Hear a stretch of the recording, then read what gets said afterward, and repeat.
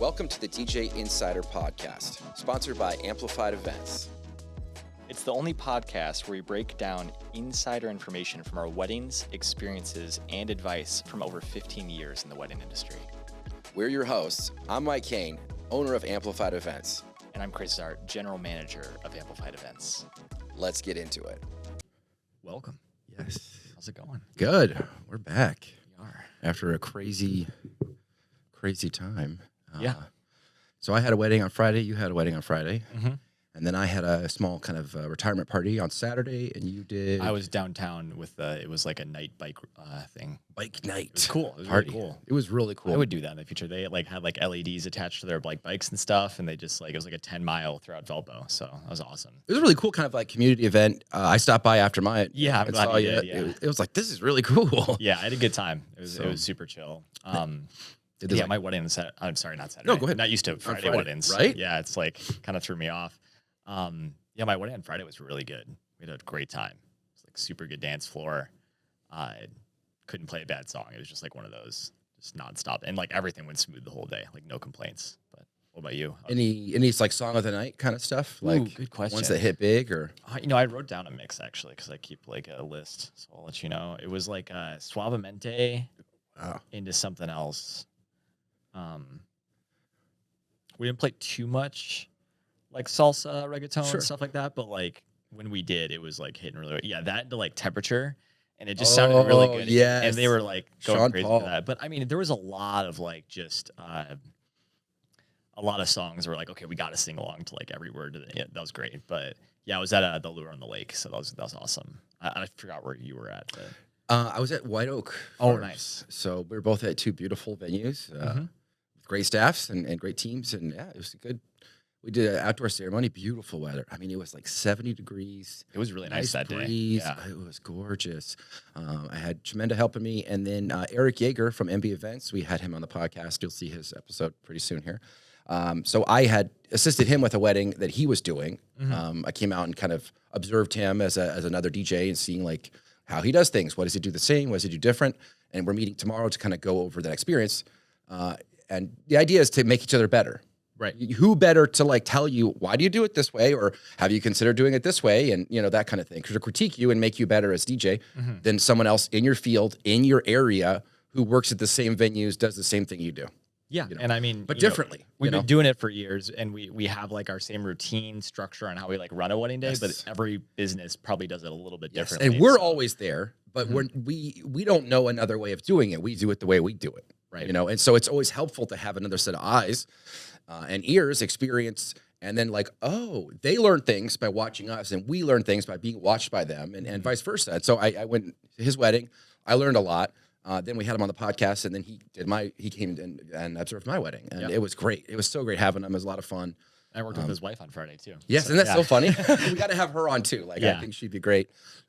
She's so good at what she does, and both of them are like super dedicated to like just being professional and being educated and always improving on what they're doing and to better help and serve their couples. Yeah. So that's really cool. And they're a vendor that I didn't even have to think about when I was working the day of. So that was like, I love that. That's a pro. That's a professional. You're like, oh, they got it. They know what they're doing.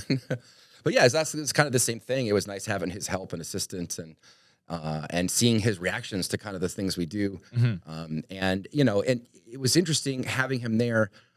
It's different when you're being watched. And you're being watched. Like you try to do it the same, but you're always try to do like a little bit better. And then you also start to like, it makes you immediately kind of like internally critique and observe like, oh, why did I do it that way? Or like, oh, I probably should have done this way instead. So there's a lot of those kind of moments where I'm like automatically thinking, how is this coming across to him?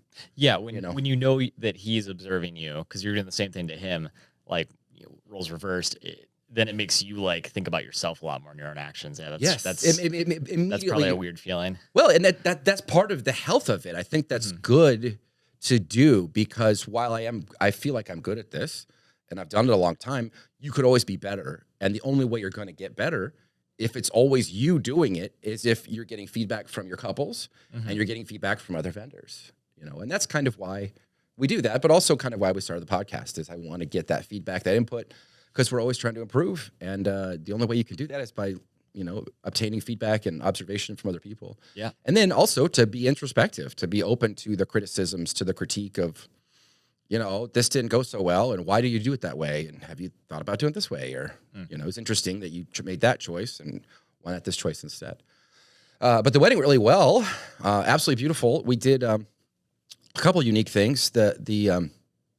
We just did kind of a single setup for ceremony, battery powered, and then just did the one single mic, and that worked really, really well. Attached mic on the speaker. Yes. Yeah. He was blown away by that.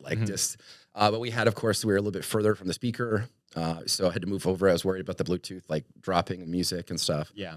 But everything worked out. But what was unique is they did family photos and right after the ceremony. And there was just a lot of people, a lot of movement.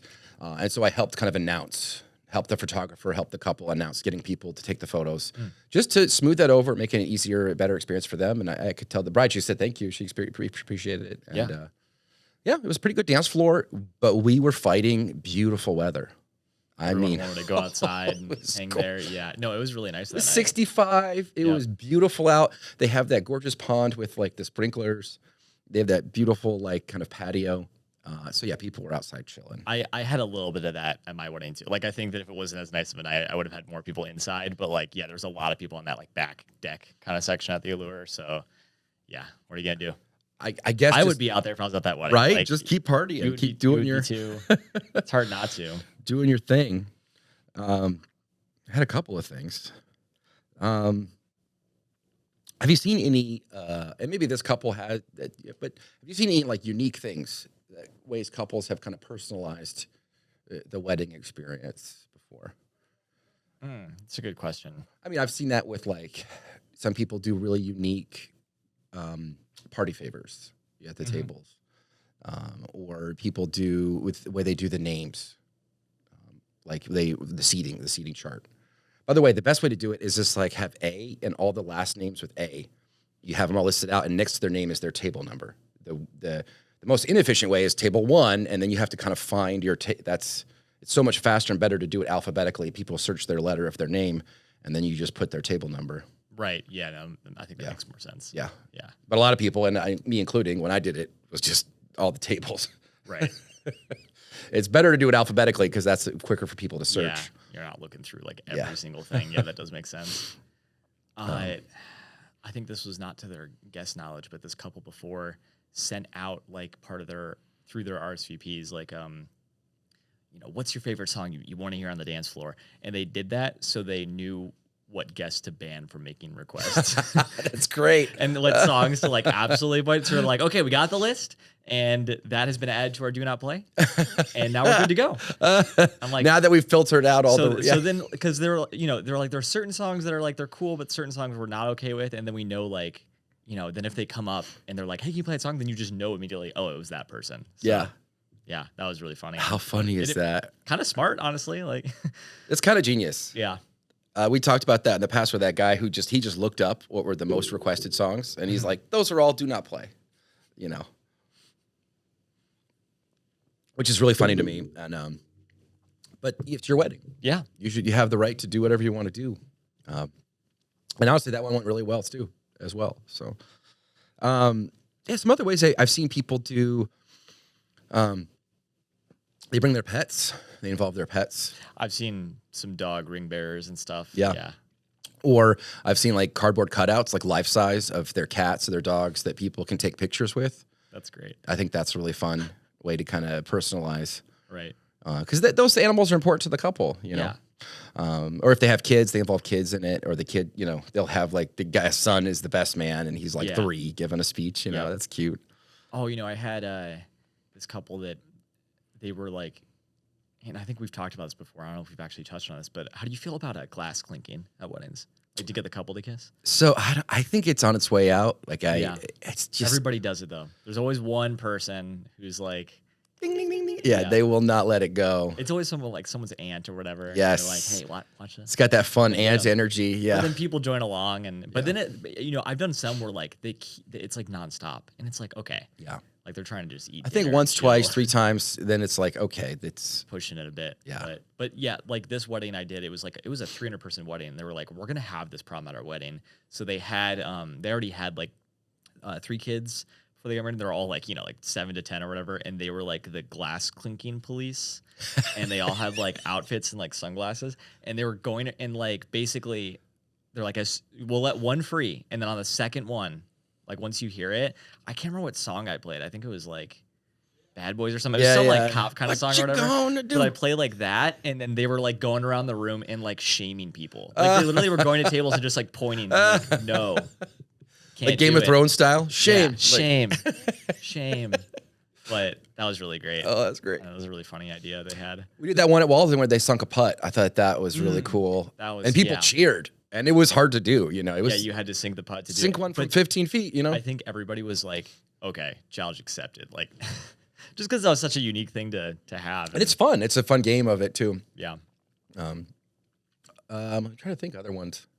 Of course, when people bring a mascot or somebody dresses up or some kind of like live entertainment aspect. Yeah. People involve live music. They have a band or we've traded off time with like full bands, and we've traded off time with just like a single performer. We've done that, yeah.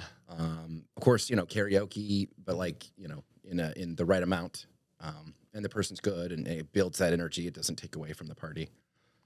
I shared a small stage with a polka band once. Nice. And not really. Not really. It was really loud. They were very good, but they were extremely loud, and we like lost hearing. And we probably had like this much space. Like, it was really tight, like crammed in. Yeah. It was easy. We did it was like hour on, hour off. I think we just, probably not even, we did like an hour and a half. And then the rest of the time we just sat there and the polka band. But people like raged for it though. Yes. Like they were like all about it. This was like in Chicago. It was cool. But yeah, we've done ones loud. with like mariachi bands. We've traded time with like cover bands like Queen or different things associated with, like specific artists or groups, Yeah. that they play that kind of set, the cover band. Yeah, I think that's always a fun, unique way. It's just dependent on the couple.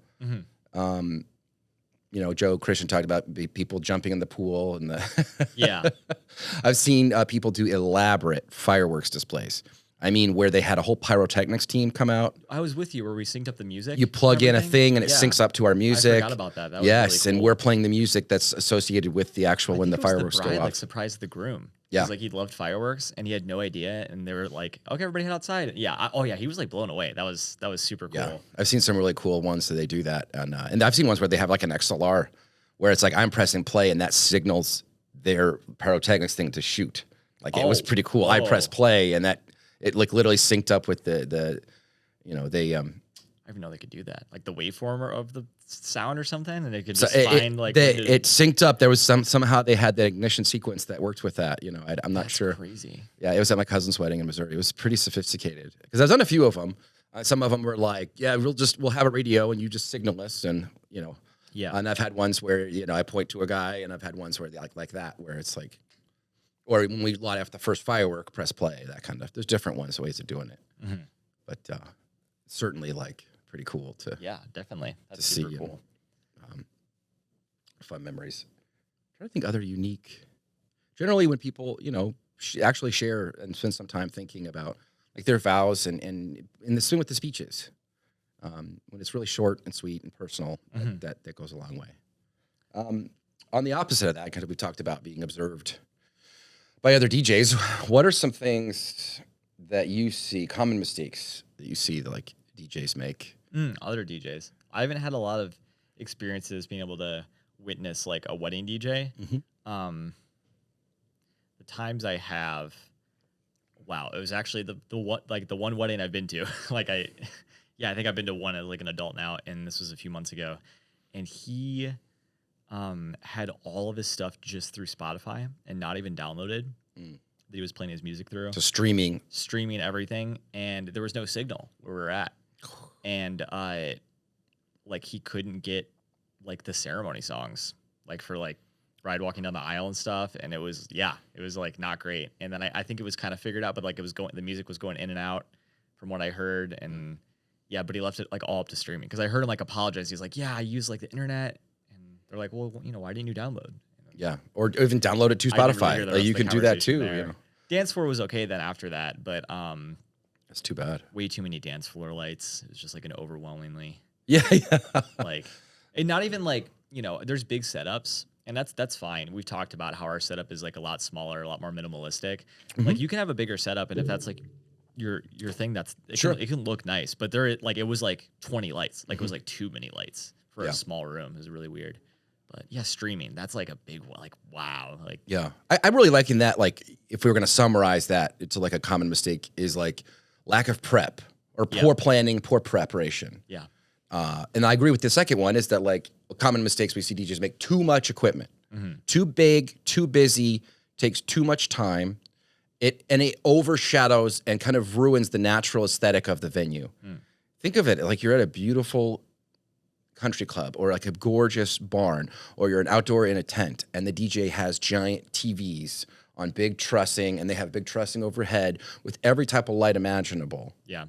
And huge, like just giant line array thump speakers. I mean, it took them 8 hours to set up, and it's going to take them 12 hours to tear down. Yep. And they're going to DJ for 6 hours at your wedding. Like it's not worth it. And it's a lot of money and time and equipment. And to me, it doesn't look right. It looks, in my opinion, cheesy or cheap. And it looks like you care. Wow, you really like equipment. And what it does is it takes attention off of how beautiful the room is, the decorations, the overall aesthetic of the venue, of the natural beauty. That's why couples pick the venues. Yeah. And I would say like, when you're selling like your DJ service, it shouldn't be you're selling like your setup. Yes. You're selling what you're doing the day of. And I mean, so the one thing is like, so you have that like really nice table and everything, but what's nice about it is like, one, it's nice for us because it's all in one. Yes. The setup is like 5 to 7 minutes. Everything's built in, but it blends in with every venue we go to. Yeah. So you like preserve the beauty of the venue because that's why the couple picked the space. They like how it looks. You don't want to like take away from that. What they have actually decorated and planned their space to look like with your giant kind of thing. So yeah, with a table like that, I mean, you can still have like nice looking equipment that blends well with your environment. Yes. So, well, that's the second thing. The third thing is like on social media, you just see photo after photo of the DJ's equipment. It's like they fall in love with their equipment. Look at these speakers. Look at this lighting. Look how clean. Look at all this, DJs are they can be very crazy about hiding cables. I'm personally like that. I like it. I like a real clean cable look. I don't like it to look like band practice and cables everywhere. If they have cables everywhere, I'm like, that's probably not a professional. But yeah, there's lots of things like that where you're like, what are they doing? What is going on here? And it's distracting from, like you said, the beauty of it. In terms of performance, I see a lot of DJs make the mistake of clinging too hard to what their set list is. They play the same set list every weekend, or they keep playing the same type of song and it's not hitting and they're not getting the note from the crowd not dancing. That's like, it's you, buddy. Like that's why people aren't dancing. You're picking songs they don't like to dance to. Yeah. As a DJ, especially as a professional who does this all the time, you want to always be analyzing that. Is this me or is this the crowd? Will it break late? Like what factors am I up against here? Yeah. And you're always making adjustments and analyzing that because you're wanting to get them to dance. Yes. If they don't immediately respond and dance to what you're doing, you need to be adjusting. Sometimes it's just adjusting. There's nothing you can do though. Yeah. Yes. Yeah. You just keep but you keep trying things. Yes. You just keep working, and hopefully they break late, and you just keep trying. And there's times where you got them from the beginning and you got them all night. Yep. And you don't want to lose them.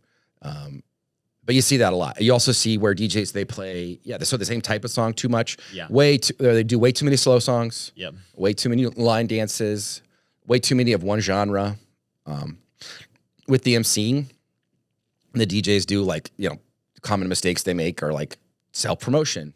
We're running a sale right now. We're doing this thing, check out this cool thing, this DJ piece of equipment I've got, or they're just cheesy and distracting on the microphone where they say embarrassing things or they do gimmicks or games to try to look how hot the groom looks tonight, or look how beautiful that bride is. Isn't she hot, everybody? What? What kind of weddings have you been to, Mike? Well, I haven't been to all of those, but, No, you see some of this online. You see, weird, yeah. Yeah, and people overdress or underdressed for the occasion. It just feels off. Mm-hmm. They feel out of touch, out of tune. Good DJ should be kind of understanding the whole vibe of what's going on, and also what's not going on. Yeah, absolutely. And really, that's the best thing is someone who, does this person listen to their couples, or does this person do what they're wanting to do? Yeah.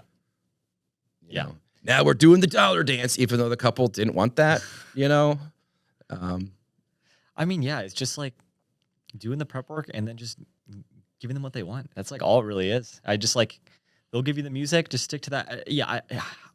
It blows my mind that people can't adapt and they're just going to play the same music everywhere. Also, wouldn't that get boring to just have to constantly play the same set list all the time? I kind of like I having think so. Yeah. a little bit of a change, I love it, especially when couples are like, we like different stuff. Mm-hmm. And we like this kind of era or this genre or these artists, and avoid the typical stuff. And that's a fun new challenge that brings into my everything, all of my skills. Yeah. I got to use my emceeing. I got to use my mixing skills. I got to mix these songs together in a creative way that I never have before. Like I mixed at the retirement party. That's a great, kind of these gigs that we do that aren't weddings are great ways to kind of test that out. Yeah. I mixed, I was playing Shoop by Salt and Peppa, and I mixed into Sweet Home Alabama. And it went really well. Like it was just, I couldn't believe it, but it went really well. But there's stuff like that where yeah, you're like, oh, we're playing some Adele. Like, I guess I didn't even really think about that, but yeah, small gigs like that. Sometimes I'll just practice random mixes that I would never do, just because I'm not gonna kill a dance floor or anything. It's usually kind of in the background for something like that. Mm-hmm. And I was kind of doing that a bit, yeah. And you came in when you stopped at the bike thing. You were throwing me songs, and I was like, I would have never played this, but sure, let's do it. It was do you have any Baja Men? Who let the dogs out? You didn't have that, but you had another Baja Men song. No, I had the other popular one. I Like to Move It. I Like to Move It. That's Kids, it's from Madagascar. I was about to say, kids love it. Those lemurs know how to party. Yeah. So that's a good family event song. But no, you touched on pretty much all the same stuff I was about to say, which was just sticking to their set list and then being weird on the mic and too much on the mic. Yeah. Common. Mm-hmm. Yeah, I think too much equipment, kind of almost like a love affair with equipment. Just always the newest, best, biggest, almost obsessive about the equipment and not really obsessive about the party. Yeah. And or listening to the couple and what their wishes are. Yeah, I think those are most of the big things. Yeah, taking way too many photos of their equipment, posting it every week. You just see their photos. Yeah. Of their equipment. It's the same equipment. Yeah, how do you feel about because I've done it at a few weddings, but only because I was asked to DJs that dance on the dance floor. Oh, with the guests. Because I've done it once or twice, but they were practically begging me to, and they were really cool. And yeah, I would normally not dance, but I've had ones where the couple invited me out for the last song, and we sang along or whatever, or people invited me to dance or something like that. Yeah. And again, I would do it depending on if I knew the couple and it fit.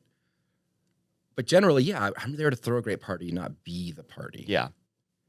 And I think that's a very key difference, that there's people who are really good at this, really good at the energy, and really good at the overall, mixing and partying of it aspect. But I think they can take it too far where they have that ego where it's just blows it way out of proportion. You have to be part of the party. Yes, yeah. Nobody's gonna have fun unless I'm dancing or I'm mixing or I'm doing a scratch routine. Let me show them how good of a DJ I really am. Mm-hmm. And it really takes the focus off the couple and off of the wedding guests and they're like, oh, we're just watching them perform. We're at a show right now. Right. It's really supposed to be a wedding. It's the wedding's supposed to be the couple and their guests having people that mutually kind of know each other too. I know some people are strangers at weddings, but sure. When I go to most weddings, I don't know them. They don't know me. Yeah. So it's I don't, then you could be objective about throwing a party too. You're exactly. not, you don't have skin in the game. Right.